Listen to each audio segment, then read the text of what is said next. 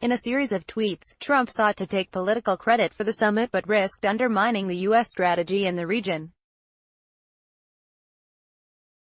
Trump also said that his meeting with Kim was an interesting and very positive experience, and that North Korea has great potential for the future. Trump also said in a separate tweet that North Korea is no longer the U.S. biggest and most dangerous problem, telling Americans and the rest of the world they can sleep well tonight. After returning to the White House Wednesday, Trump also defended his decision to halt the joint military exercises with South Korea, which he called war games, a term used by Pyongyang, arguing on Twitter that the U.S. will save a fortune. Trump's tweets pointed to one of the chief gains at the summit from the U.S. point of view, that its scheduling and the establishing of a relationship between the president and Kim have eased fears that the two sides are on a slide toward a disastrous war. The argument also allows Trump's political allies and supporters in conservative media to claim ahead of the midterm elections that the president has engineered a triumph overseas that was beyond all his predecessors and has made America in the world much safer.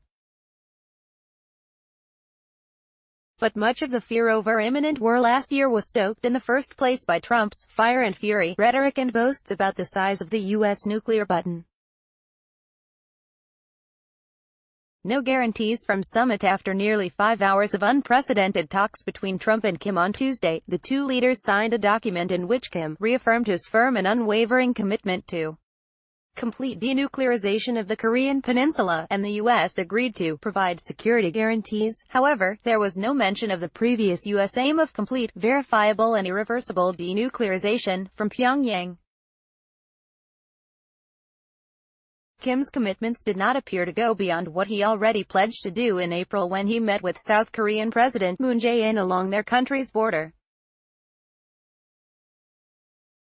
Following the summit, Trump told reporters during a news conference in Singapore that Kim agreed to destroying a major missile engine testing site, and that it would be done very soon, without elaborating further on which testing site or timing.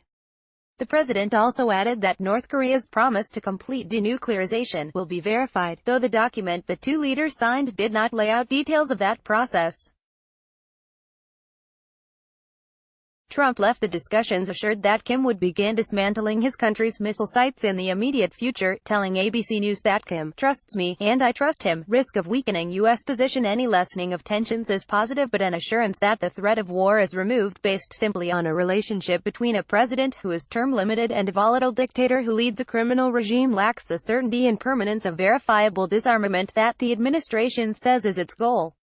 By claiming that the North Korean nuclear threat has disappeared, Trump also risks weakening the U.S. negotiating position in talks on denuclearization that were mandated by the summit and will be led from the U.S. side by Secretary of State Mike Pompeo. After all, if there is no threat, why would the North Koreans need to give up their arsenal?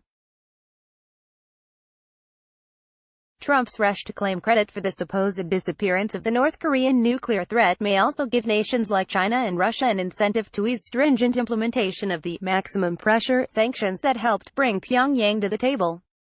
Some analysts are likely to see the comments as part of a worrying trend since North Korea showed no public sign at the summit or since that it is now willing to implement the complete, irreversible and verifiable destruction of its nuclear programs. Ultimately, in the short term, at least while diplomacy continues, Trump's tweets seem to indicate he is ready to live with the fact that North Korea has nuclear weapons and potentially the capacity to fire them at the United States, in an implicit erosion of the U.S. strategic position. Ultimately, that may end up being the only option that the U.S. has short of war.